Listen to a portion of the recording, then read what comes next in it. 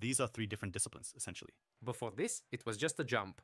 But now it's freestyle SUP. Why? Just tell me. Why even do this at all? I jumped 180. Very cool. I think girls like it. Surfing. Skateboarding, snowboarding. Once I called a paddle a stick and felt negative vibes. And wild water rafting through the Losevo Rapids. That's beyond words. I mean, it's love. One love forever. Hi, everyone. My name is Fedushkin Alexander. And in this cozy studio on Petrogradka with me today is Pavel Kochanov. Pavel, thanks for agreeing to meet. Hi, Sasha. I'm very glad to be here. And it's really cool that we gathered today to talk about this topic. Especially since there's something to talk about, right? Yes. You represent SUP freestyle not only in Russia, but worldwide. You are the #1 person. Just tell us everything you can about this discipline, starting with what disciplines exist, how you practice it yourself, how you got into it, anything your heart desires. We'll see where it goes from there. #1. Indeed, recently I realized from the views that I became #1. In just the last month, 7.5 million people watched me, which for such a niche sport that is just starting out is something incredible, spectacular, cool. Freestyle SUP is both a sport and a philosophy. It's something close to rowing, but it's not rowing. It's something near surfing, but something more than surfing. And the point of going out on the water,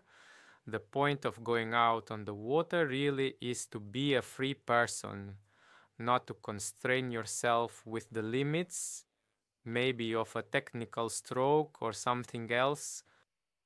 Not to constrain yourself with distance and goals, with competition against opponents, which leads somewhere on this long distance.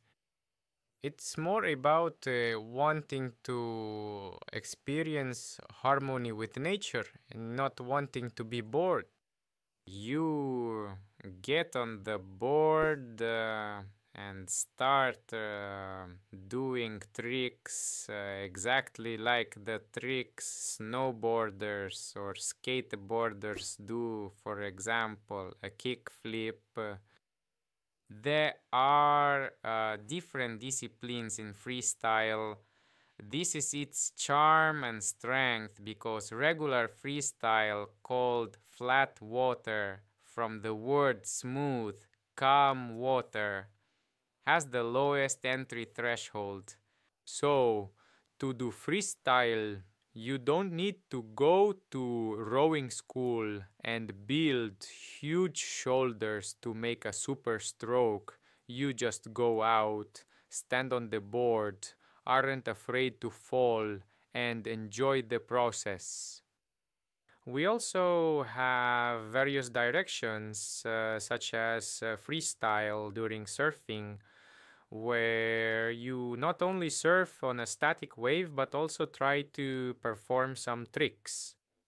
Just like, for example, the Freestyle Kayaking World Championship is currently taking place in Germany. And these are very similar related disciplines, and you can also highlight another discipline, just rafting down the river. And to avoid getting bored while rafting, you start playing around, and this game on the river is freestyle in its, so to speak, best form. Correct. So to summarize, there are 3 branches, and they are all different. It's not like I initially thought that there are 2, and the second has an additional fusion. These are essentially 3 different disciplines. Well, essentially, this can be distinguished as 3 different disciplines, but many would disagree with me. Because why does river rafting belong, for example, or surfing, which has been around for a long time, and now it's suddenly called freestyle? Now I'll go out and they'll confront me for such words. But that's exactly why I want to emphasize that it's something more. We call it freestyle SUP, specifically freestyle stand-up paddle boarding. And actually, we should have started with the basics. So, what is SUP? Because many say you ride a SUP, yes, and something else, and essentially, what's the translation? What is it called? Stand up, stand up, stand up. I see. Stand, paddle, paddle. So, stand up paddle. And it turns out to be a board with a paddle on which you stand and Stand up and paddle work well. yes, stand up and paddle. It reminds me of something, I don't know what, but it sounds really cool. I added a bit of Russian. Okay, let's talk about SUP freestyle in the context of the whole world and the history of this sport in general, in the context of the world history. Which countries, I would like to ask, are the main ones where it is most developed? And then it would probably be interesting to talk about Russia. But let's start with the world history first. Whether it's Russian or world history, it's just starting. You could say it's a startup. Here we have a situation where freestyling began as soon as the popularity of SUPs, inflatable boards, started to rise. And this happened in 2010, let's say. And there in the mid 2010s, when everyone already understood that you can not only go out for a paddle on the lake, but have fun. Enthusiasts from all over the world have started posting their videos where they, I don't know, do a nose stall, some trick, or stand in a yoga pose on the board. But there are certain key milestones in the development of this discipline that allow us to talk about it now. I think in 2013, in 2012, the first video course on freestyle SUP was released in Japan, and it specifically helped the development of this discipline in the land of the rising sun. Later, in 2017, there were demonstration performances, if I remember correctly, in Argentina at the same World Championship in freestyle kayaking or a similar Well, that's clear. sport. And there, the SUP athletes were asked, come on, go and try something too. Here, I'd also like to say that overall, it's a nomadic sport. Some people came from kayaking. Yes, they set the so-called tone of voice and passed on part of their culture to us, and another part of the culture was passed on to us by the classic surfers. And we are somewhere in the middle, combining the art of dance, the art, of martial arts, the art of kayaking, the art of surfing. Skateboarding, snowboarding, probably something similar goes there too. Exactly. And those guys who snowboard in winter, again, this is especially popular in Japan in summer or spring when the water level is very high, they ride on SUPs.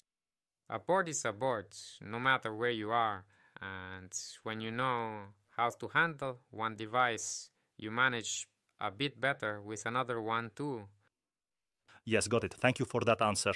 You mentioned that it originated around, in the year 2010. It might have come to Russia a bit later. When did you see the first video of SUP freestyle? Just curious. I didn't really think about it actually, because I consciously came to the decision that I wanted to do something on a board. And 2 years ago, I posted a video on my Instagram of me riding the board, and I captioned it with the hashtag FreestyleSUP. Later, when networking started to grow, when I began to notice other athletes here in different countries, I started to analyze the fact that many of them began to use this word, this phrase, freestyle SUP, in the context of their riding. Before, it was just some kind of chaotic performance. You just felt like, I don't know, jumping from the pier onto the board and like... SUP freestyle. You jumped. But before, it was just a jump. And now, it's freestyle SUP. Sounds cool. Yes. Jumping is not cool. SUP freestyle is cool. And in any case, the more people have the desire to, jump from a pier onto a board, the more people like me, pioneers in some field, need to share experiences, somehow systematize the discipline, primarily so that it gains popularity and becomes safer. Because you can jump thoughtlessly and injure yourself. Okay, well, we'll talk about that later, but still, it's interesting to finish this line of thought. What were the prerequisites in your life? Probably the first question would be, what did your desire to do this start with? Like you said, to post a video, to do some tricks. What were the prerequisites for this? Maybe some other related disciplines you tried, or even unrelated ones. Where did your, let's put it cool, love for all this come from? Well, of course, it's a passion for nature, specifically just for traveling, for adventures. You ride a bike on forest trails, you get on cross-country skis in winter and run through the snowy forest. You experience a sense of freedom. And then imagine you're just driving past the river and you're like, no, the river seems like it's not for me. Nature is complex, and to exclude any element from it to satisfy your needs is completely wrong. And so at one point I first bought myself a watercraft. It was an inflatable kayak, and started traveling on wild rivers, yes, in a kayak. That's with the paddle. Right. Yes, with a paddle. It was quite an amateur story at first, but the more I got into it, while also engaging in other sports, I dedicated a lot of time to marathons and did triathlons. Cool. Yes, and the more I wanted to use my well-trained body, precisely trained by daily workouts, because sports are everything to us. Super, yes, that's right. Yes, and I just wanted to try something, and I was also preparing for the Ironman. And then when COVID happened, I realized that certain difficulties were arising with going to competitions. Well, people around were getting sick, and I went on a long quarantine on the water. I see. Yes. You said sport is everything to us. Can I make a remark? Sports is everything to us, and I have a question, or rather, maybe a wish for your wife, if I may. Yes, of course. Here, he looked at the river and decided to do this, right? Next, he'll look at the sky and start hang gliding. No need to buy him one, it's dangerous. Okay, fine. Thank you for the answer. And so... Now let's move on to your accomplishments a little bit, okay? So we talked about the background. Great, thank you. What about the achievements? You mentioned that 2 years ago you posted that very first video of yours and used the hashtag. I saw how people started following you, well, let's say boldly. Today you are already #1 in the world, and that's why it's interesting. Can you quantify this with numbers? Talk about the interest in other countries, including worldwide, right? Because we found out that it all started somewhere there, in Argentina, for example, in Japan. And naturally, somehow to wrap up this line of why you are #1 in the world and why we are discussing this topic. Okay, I just want to say that I got bored. A couple of years ago, I got bored for several reasons. I stopped seeing any athletic goals, stopped seeing any motivation in just riding on the water.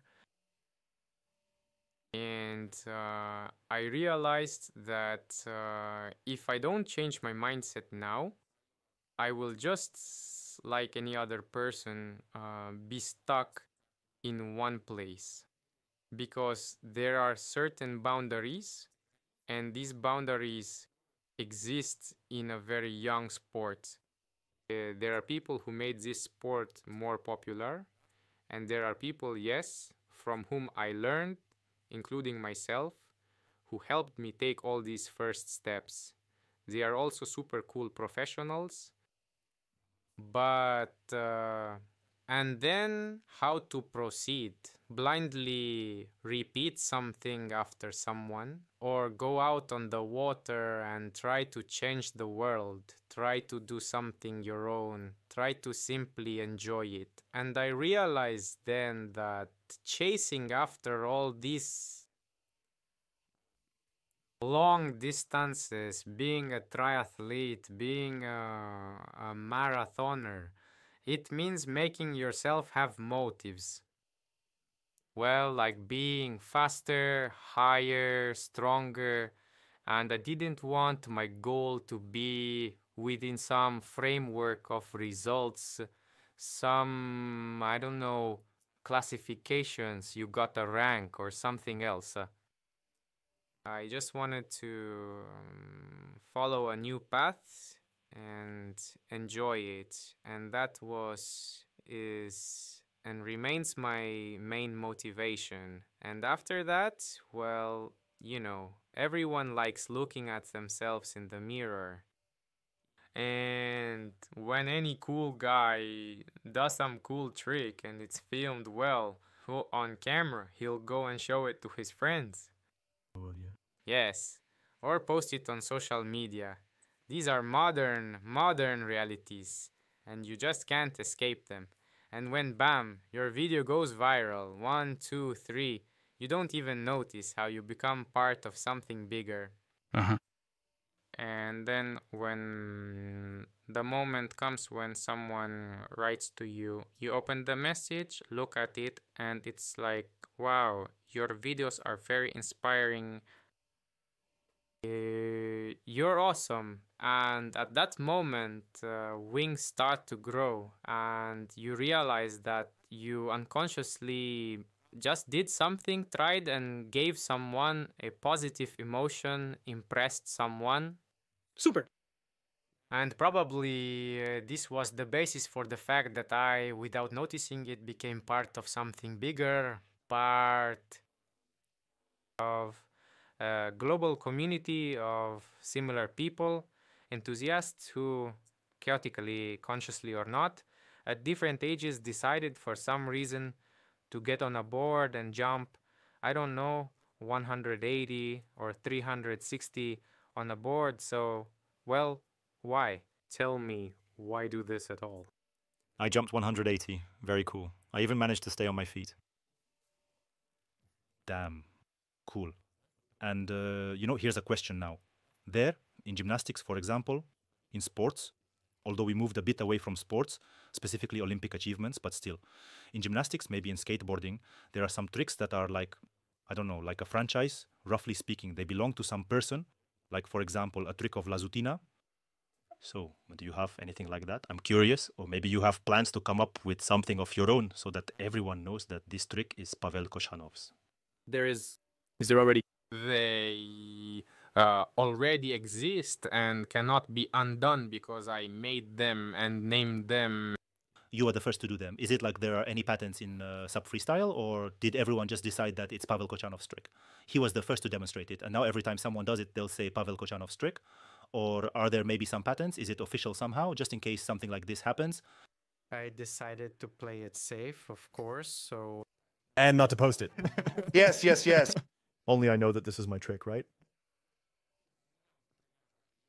Well, I have a trick, for example, where I stand on a cliff, push the board with my foot, and it starts flying down from the cliff. The distance there is almost 3 meters. Well, it's quite a bit, isn't it? It seems like a little, but when you stand up and look down, it feels like a lot. Yes, when you stand there, it's like, whoa, just like that. Already changed my mind. You have to dive headfirst right away, I know. And the thing is, I was still tied to the board, sort of with a rope. It's called a safety leash, so that we don't get separated from the board when... Didn't miss each other, right? Yes, we didn't miss each other, so that it wouldn't go on its journey and I wouldn't go on mine. And for example, how did I come to this decision? I just climbed a rock and decided to do it. It was chaotic. I didn't have anything specific. I just felt like it. Just an ordinary day. Just an ordinary day. Yes, I arrived. The sun was shining. Well, the water was already 3 degrees warm, and it was quite possible to... I understand everything. Just in St. Petersburg, when the sun comes out, people immediately start their day. I heard you. And I just pushed the board with my foot. I had to run after it. I have a limitation that if I don't jump, the board will fly down and it's not certain whether I'd stay on it or not. I have one chance to jump after it and also land on it.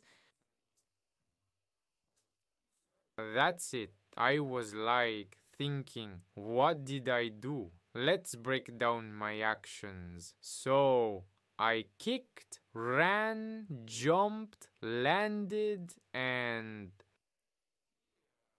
You managed to stay on it, right? Yes, and I managed to stay on it. That's all.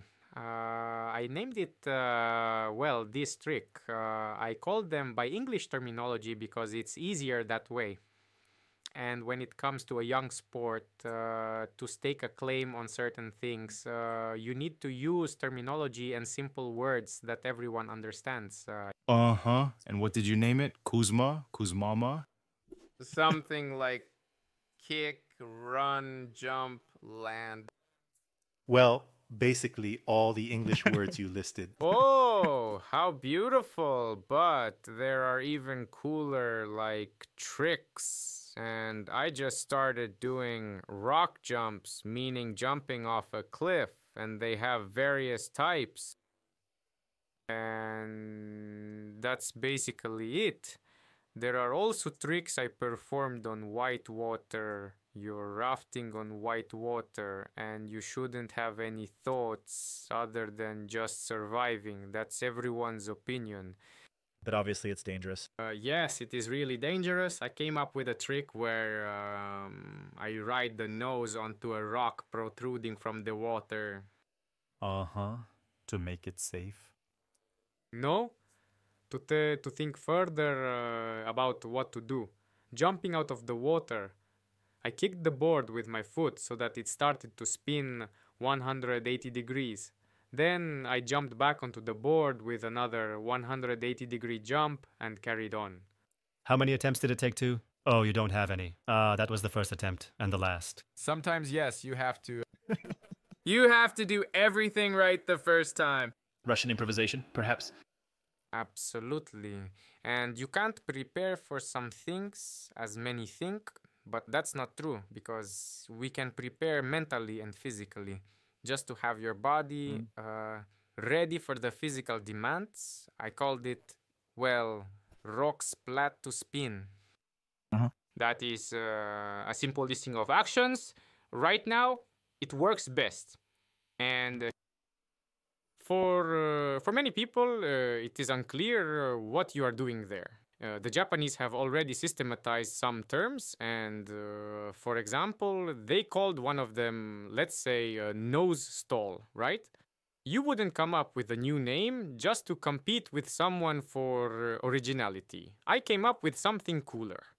A nose stall. Not a candle, but a nose stall. Yes, a nose stall. Right. Or a candle burning with a bright flame. Well, but it will be like... Not bad, yes. I like it more than candle. Okay, well, let me rename that reel then. Okay. Rick Snick. Wilk. So, and I have now developed a certain manual where I explain in simple terms what tricks are made of and how they can be invented. let's say I introduced some innovation in a certain sport. This branch is developing. There are actually quite a few of us enthusiasts. For example, not everyone is such a crazy Russian. Like you? Yeah. And at first I was like, well, they say crazy Russian. At first I was a bit worried. And what else do they call you? Crazy Russian? What else? River Master. All right. Pavel K. Pavel K, but that's really very original. You know, I like it the most. But it sounds cool. It sounds like a brand, by the way. Well, yes. I mean, people don't they express themselves specifically. Like Pavel K did something there. I really liked it without unnecessary pomp. You're just Pasha from Komenda. Okay, means Komenda, not Koshanov, right? They get it. They get our thing. Next one will be like Pavel. Hey, Pavel Engels. Yes. So cool. And here's a question. You were telling all that about jumping off a cliff and so on and so forth. We live in St. Petersburg in the Leningrad region. Well, I personally think since I was born here that this city is the best in the world. Well, that's just subjective and all. No one will ever convince me otherwise. Now I'll say it competently and cool. Where is your spot? If I understand correctly what spot means.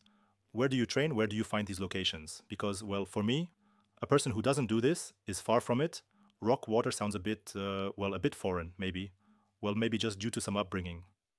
Here's probably a question. Where do you do this? Where do you find these locations? How do you find them? Where are they located?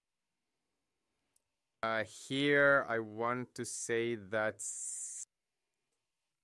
many attribute my success to luck, saying that Russia has a lot of great spots, and indeed here in St. Petersburg, in the Leningrad region and nearby Karelia, there are plenty of rivers where you can have a great time on the water. And the main spot where the skills on the water are honed is the Losevo Rapids. Losevo, 80 kilometers from St. Petersburg towards Priozersk. And this spot is unique because the rocks are deep underwater. So if you fall into the water, the current will sweep you away. Well, you climb onto the board and paddle to the shore. So it's not like you'll get injured additionally. I mean, obviously you can get injured anywhere, but still, this spot is unique because it's water with a high flow rate, so... Turbulent, fast, right? It doesn't freeze even in winter, and that gives me a certain advantage because all year round, every week, I go out on white water and hone my skills. That's the foundation of my progress. Do you live somewhere near the Losevo Rapids? Yes, I moved to a country house and live near a lake and near the Volchia River. And on the Volchia, I also have a small section of white water. There, I went out with a saw and basically made a spot for myself. In the last 2 years, I have probably made such trips about 10 times. And then sometimes the guys, enthusiasts, also help. If you love to ride, you must love to carry the sled too. Fits well. So, yes, if you want to ride the spot safely, then come to this spot when the water level is low, when all the logs are sticking out, clean it up, remove them, and then you can go down this whitewater river when the water is higher. This is about luck. What you were saying literally 2 minutes ago. Want to get lucky, as they say. Luck favors those who take action. Do it yourself. Absolutely. Cool, yes. And here we will smoothly transition to preparation. You just mentioned in previous answers that it's not so simple, mental and physical preparation. This topic, I don't know, it seems very broad to me. if you could somehow briefly explain how you prepare for training, for performances, what happens not only on the water, but also somewhere in the gym. I don't know, at home on runs, maybe with some psychologists, I don't know, in physical therapy rooms, massages, and so on. Oh yes, the hardest part of a new sport is finding someone, a coach who will take you and safely guide you. And when it comes to extreme sports, they also help ensure you don't burn out mentally. Because any reinforced negative experience, if it happens, will simply make you not go out on the water next time or not engage in other activities there. Your body will say, no, listen, there's an interesting series out now. Let's stay home, fry some cutlets, and spend time in the warmth. Let's not get wet or fall into the water. Not bad, yes. Therefore, there are few people here who can provide professional expert support and methodically guide you so that you can realize yourself as an athlete.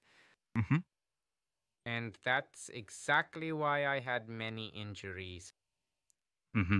I received them gradually as I got to know the board, learned the limits of my body, what it can do, and as they say, where it is thin, it breaks. Of course, when you go out on a raging river, we have a river like that, Uksunjoki. It is located in Karelia. There is a belief that if you haven't crossed the river on a kayak, then you are not a kayaker. And when you go out on it, you go out on a SUP. And when the mythology of danger is very strong, you say to your wife, well, like, let's, my dear... Good luck. Yes, yes, yes. And indeed, you worry regarding some issues. Therefore, there are a few points I want to briefly mention, such as gradual exposure. You have to set a big goal for yourself, so to speak, but you break it down and you move forward, achieving it in small steps. Feats for no reason out of the blue may not lead to good. Therefore, if you want to improve, gradual exposure is a gradual increase in experience and complexity so that only positive experiences occur when taking these small steps. And then from 10 small steps, you learn to make one big step. This is very important, and many people ignore preparation on land. Although even for basic skateboarding, kite surfing, and classic surfing, many training programs have already been developed, and many of them can be adapted. I went to a rehabilitation therapist, for example. I can proudly say that one of the people who significantly helped my progress works on the recovery of ballerinas. It just seems like, right? Completely different areas. Someone creates such beauty on stage, and then a guy like this comes. That's when I realized where the balance is formed. And starting with the feet, I began to train my body and fundamentally changed my way of thinking. Wow, that's awesome. So if balance, feet, balance boards, body bars, all of that probably goes there, right? Working with such of the new training, let's say, those are details. As for balance, so if you just step onto a balance board without having your body prepared for it, you'll start keeping your balance however you can. and most likely it will work. You will compensate, yes, the weak, or rather with stronger areas. The weak ones will only get weaker, so to speak. Accordingly, this leads to the formation of incorrect technique, incorrect neural connections. Here, you cannot ignore the factor of neurobiology, how our brain is structured. And you learned to maintain balance on the balance board incorrectly. The wrong muscle groups are working and in a fairly static position. Then you go out all cool onto the water, and for some reason you break your leg, you have a stress fracture or something else. That's why it's very important to agree on the shore before going out on the water. I understand. Well, we just talked about the mental side of the issue. You touched on these, so to speak, threads, strings of an athlete's soul. I understood what you meant about the physical aspect, and perhaps here I can give my own comment. I remember at some point I was around 26. I was doing sports and competing, including in strength contact game disciplines, and I came across a doctor who told me about exactly what you're talking about now. That it's not enough just to step onto a balance board and hold your position. You need your whole body to work together in harmony. And retraining movement, he had a program and so on and so forth. I did it and I was just culturally shock. So probably it would be very appropriate to ask you here. You mentioned that there are few people who can guide along the way, including safely, right, without injuries, with the understanding of what we have just discussed. Are there any training programs in Russia, specifically in Russia right now? Or maybe you yourself could even be a coach for someone if a person has the aspiration to go from a beginner with all your understanding and philosophy to getting on the water and eventually even competing? Of course, a great question. There are guys, dedicated enthusiasts, many people who now maintain their clubs at spots. Those who are involved, for example, in canoe slalom. People are opening sections in pools and also teaching. And there are plenty of such people. It's very cool. Each one is individually promoting it. I also put in a lot of effort in this regard. I organize various educational festivals. I started a long time ago, 4 years ago, competitions on this topic. And then I came to the realization that my main profession, which I have been doing for a long time, for decades, is educating children and adults. This is my main field. And here, everything just came together. Like this, I am an expert in this field who has gone through the journey independently, who has learned from my own mistakes, and who managed, for example, to recover from 1, 2, 3 injuries. I understand why I got this injury.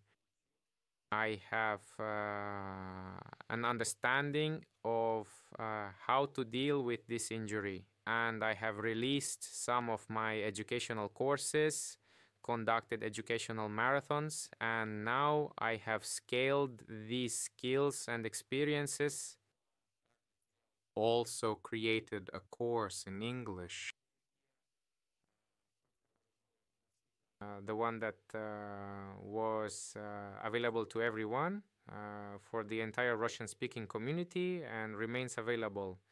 And accordingly, more than 1,000 riders from all over the world have already gone through my training programs. And it's cool when you help people. Now, I made this course completely free for part of the audience. This is important for popularization, important for health. Because if you take responsibility and position yourself, what I do is cool.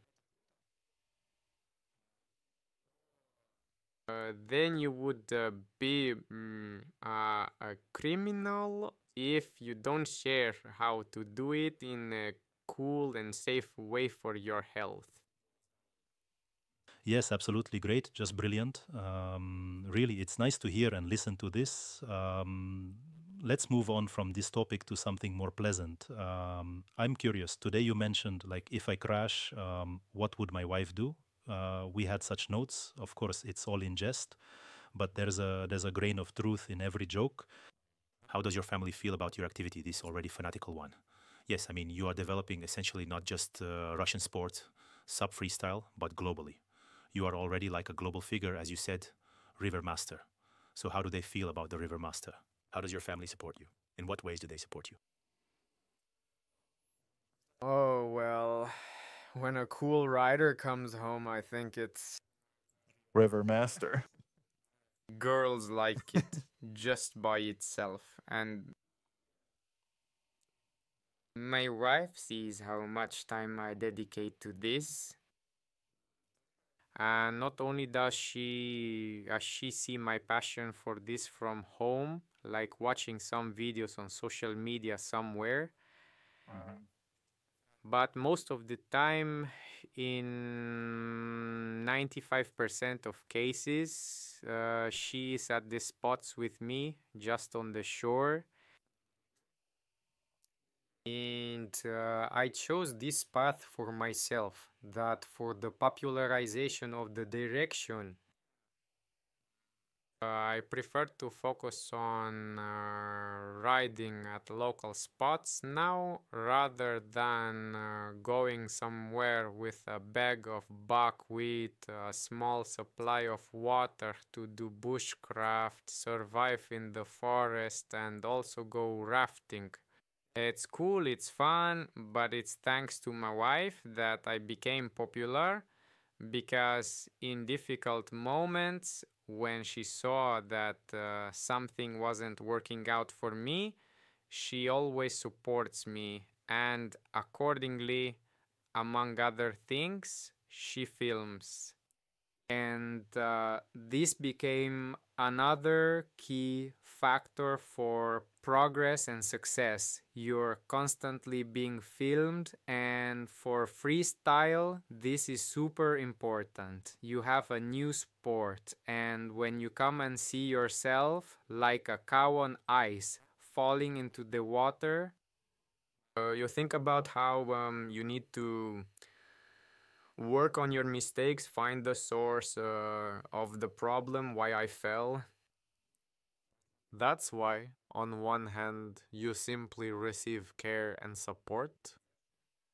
On the other hand, you get the opportunity because your loved one spends time filming you. You get the content that forms the basis of progress. Because by reviewing your technique from the outside, you look for points of improvement and then test them. Yes, I understand. And what is your wife's name? Ksenia, Kshusha. So, can she ride on her own? Well, hold on. No, ride is a bad word, right? Can she freestyle on her own? Listen, to ride is a normal word. Yes, to ride. Why even bother worrying about it? Well, I thought maybe yes, just... No, no, no. I just once called the paddle a stick and felt negativity. Now we're gonna shove this stick. Yes, something like that happened. Yeah, why not? A stick with a blade? No, stick is kind of bad after all. Well, I agree, yes. Like, sports equipment should be called, like, tennis gear. Doesn't sound professional, but tennis ball does. Already good? Already really cool. Okay, so we smoothly approached and now... Wait a minute. What about my wife? Forgot. Yes, of course. I want to brag. Let's go. Yes, that she is, of course, doing a great job. And for me personally, she is an example of the fact that any person in a short time can, using the skills they already have at the moment, do something cool on a board, on calm, flat water, transfer their skills and abilities. Last year, I organized a freestyle sub league in Russia. It's an online challenge where people sent in their half-minute videos of doing freestyle. cool. How many people were there approximately at the performance? Can you remember roughly? 55 performances we had. That's a very cool result. We didn't have any super advertising. Everything was mostly through word of mouth. Someone reposted it. Sponsors got involved on their own. Everything was kind of cool. And then a little popularization happened, some promotion. And she went ahead and won. That's it. And we even had a judge from Japan, and there was also a professional judge, Leonid Litvinov. He is a professional surfing judge. So very serious people evaluated this from the outside, a fairly new sport. And we had opinions from Japan, professional opinions from Russia, and my opinion was not considered in her judging to make it even more fair. Objectively understood. Yes, and she just went ahead and won, having practiced SUP freestyle for 2 months. Among the girls, yes, most likely. Among the girls? Yes. It was a super cool achievement. Yes, that's cool. Well done. And you mentioned judging Japan surfing. Is there currently a clear structure for judging SUP freestyle in Russia? Clear? No. Clear is the one I came up with a year ago. And it was laid out according to the usual criteria. This is the skill of handling the paddle, the ability to move on the board, the ability to control the board, and the so-called wow effect. This is when I understand. you did something and everyone was like, huh? If you jumped off a cliff, it's a wow effect. That's it. It's like a super wow effect, yes. Or you're surfing and just came up with a new trick, like spinning the paddle around your head. And for everyone, it's so fresh. Everyone's like, wow. And there's applause. And that's the wow effect. Cool. It's wow effect. And in Japan, right now, I will be participating in the first online cup, well, world, so to speak. So anyone who watches this podcast can also just write their name into history, because the history of this sport is being written here and now. Register for the tournament organized by the Japanese, and they have approximately similar evaluation criteria. And they focus more on tricks like the complexity and coolness of tricks. It's a kind of wow effect. And here, in the early stages of forming some discipline or sport, you can give complex rules. Although many such boys started telling me, this is all nonsense. Let's hold tournaments in such a way that you declare an element and you have to perform that element. Points for difficulty even faster, right? Points for difficulty. And if we did it like that, everyone would be like, nope, not for me. Dude, sorry, this is some nonsense. That's why the philosophy of freestyle is about not limiting yourself right now. Cool. I have this question. It might be too bold, but do I understand correctly that the Japanese are now hosting this World Cup in an online format? You will participate in it. Anyone can join. Can this already be called the first major expansion of Russian SUP freestyle onto the world stage and the first participation in something like the World Cup? Well, exaggeratedly, if you think about it that way. Absolutely. And I'm not just going to participate, I'm going to show, as they say, River Master. River Master, how is it going, right? And besides everything else, I started looking for sponsors yesterday to provide awesome prices. And similarly to my Japanese colleagues, I want to organize an online World Cup, which will be organized by me and my team Therefore, we will expand not only as athletes, but also as organizers. I really hope that these are the first steps that will allow us to create a federation for freestyle SUP as a separate discipline, both in Russia and worldwide. And here, at the forefront of trendsetters are Japanese and Russian riders. Are there ambitions to remove the Japanese from this word, from this phrase, so that Russia becomes the trendsetter? Are there such strong ambitions? Or again, if we consider the philosophy of a SUP freestyle, is it not that fundamentally important? Or is it, after all, fundamentally important? At least over time, it might become so. No, it should not be a stumbling block, because when you do a new trick and post it, you get support. There should not be any jealous attitude. Therefore, I have a strictly positive attitude towards the development of sports. And the more synergy in development, the faster this sport will grow as a mass cultural phenomenon. And the more sports, the better. Agreed. I recently got into SUP freestyle, actually. I need to lay my cards on the table. I even participated in a small amateur flat water tournament. However, my tournament ended as soon as I got on the stand-up paddleboard and fell. But that was my freestyles, really. Just no one appreciated it. So this is what happened at the Vuoxa Freestyle Challenge 2025. And I worded it just right. Such a big offline festival took place at the Losevo Rapids. As I understand, it was the first offline festival in the history of SUP freestyle in Russia, or at least the first one organized by you. Festivals related to whitewater sports like stand-up paddle polo or some kind of ball game on water have been held before.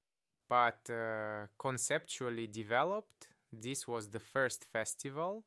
And I already proudly announced on my social networks that we did it, that we set certain records. This small event is actually very significant, even on a global scale. And with this event, we have inscribed ourselves into the history of the development of this discipline. I am incredibly happy that there were many spectators, there were many, high-class athletes at the same time. So I don't know what to add. But I was at this festival both as a spectator and as a participant. Well, I can just say from my perspective as an outsider, I insanely enjoyed spending such a cool day and meeting such cool people, because in general, I think in any kind of activity, it's really the people that matter the most. That is, everything else is just the feeling. And I got so into it that if, for example, in a month I go to the lake with my wife to paddleboard, I definitely won't just swim. I'll probably swim a little, and then I'll try to stand on the board and do some tricks, turn around, because it's really insanely interesting. But the whole point is that you just need to try to do it. And many people, as you mentioned in some of your interviews I read, are really taught to stand on a SUP board.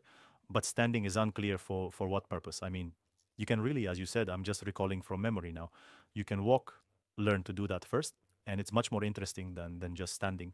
And there are many nuances. So in short, this whole story, this Vuoxa SUP festival in particular, it totally won me over as a fan. From now on, I'll definitely be following your social media, checking out your videos. I'm obviously going to participate in similar events in the future. Well, if they're around here, close to St. Petersburg, the region, it's clear I won't be going all the way to Chile, where they call you a river master and so on. Well, although who knows? Well, I mean, what's wrong with having some stakes there? Yes, but I really liked it. In short, I had such a genuine reaction after that. I was posting some videos and my photos on social media, and I realized that, wow, this is truly the moment when sports are 100% enjoyable. That's probably how I would put it. I was a bit sore, yes, obviously, because my body worked in a new way from being unaccustomed. And at the same time, I'm thinking, when will I do this next time? So I already started figuring out in my schedule when I can next check the weather forecast, when I can next do it, and so on and so forth. In short, it was cool. I really liked it, and I can give my feedback that the organization was top-notch and the festival itself was just wonderful. This is not only my opinion, but also the opinion of all the spectators, including those who watched the Supolo. And the wild water, the rafting through the Losevo Rapids, also, that's something truly beyond. I mean, that's love, one love forever. I want to see it again and again. I don't even know. Experiencing it live is just unbelievable. And now I know that it was all worth it. And those efforts, like, they really pay off. And right now I want to jump up from this seat, run, shout, yes, it worked. Like, to energize people. And one of the goals of this festival is perhaps not so much to motivate people who are already involved in rowing to achieve something, but to show those who have not yet stood on a board that it can be done. And as you rightly say, in such a beautiful city as St. Petersburg, where there is a lot of water, here is our northern Venice. And we have a festival there on the Fontanka where there are always lots and lots of people, right? Some flash mobs. That's why this freestyle thing is really effective. And you're just inspiring me with your words right now. Super. Yes, so it was all worth it. I have one last question.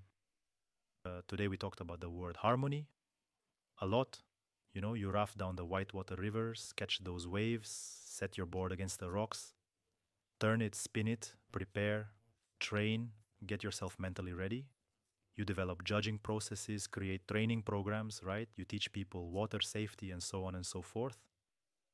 Can you say that when you are doing river paddle boarding, sub freestyle, you are truly 100% in your place and 100% in harmony with yourself and nature? Yes, of course. Here is the winner of our Voxa challenge in the category of surfing, whitewater rafting, Igor from Nizhny Novgorod. Jackie Chan, right? Yes, that's his nickname. All right. He stood like that on the shore before his last run.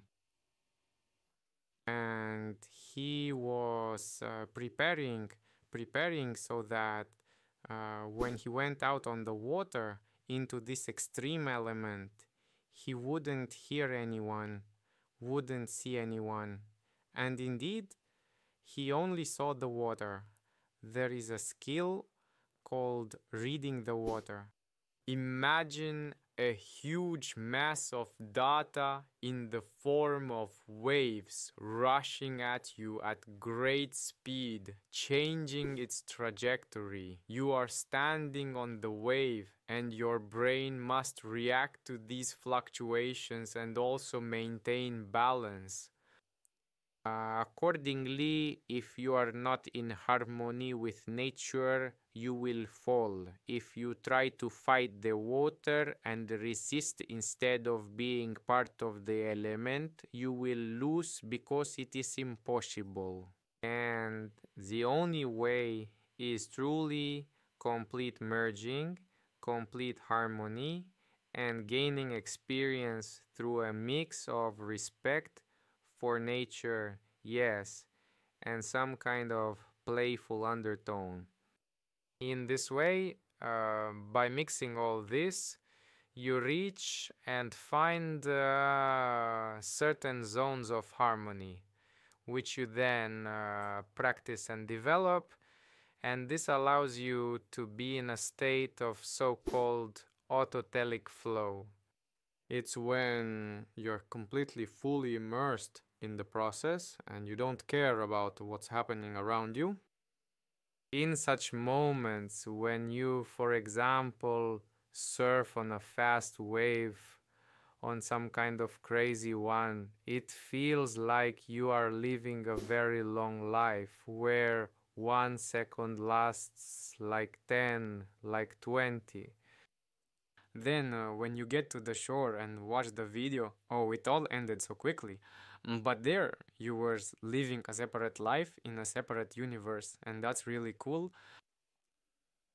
Cool answer, thanks. Yeah, I'll probably summarize for myself. I understand that you need to perceive the power of the elements, the power of water, not as fear, not as an opponent, but as a companion, as a partner.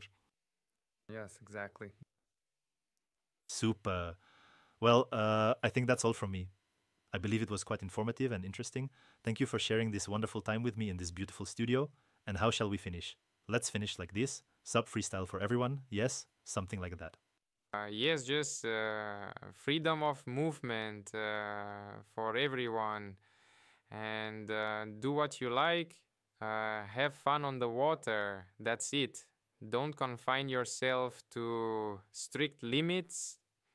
Take a paddle in your hands. Go out on the water. Outside. Stick, not a stick. Not a stick. And a paddle. Right. And try to do your very first trick. You can do it in two ways. First, look it up on the internet and copy it. Or you can go out and try to come up with something on your own, even if you don't know anything. The most important thing is not to forget about safety techniques. We study preventive preparation. Preparation, and definitely a safety leash and life jacket. Great. Our interview and podcast will be released in my personal blog, From Veterans to Strikes in the Yards, on sports.ru, as well as on our social media with Pavel. Links are in the description. Thank you all. Thank you all. All right, awesome. Damn, I really liked it. Amazing. Just very... To first experiences. Absolutely amazing. I felt very at ease, actually.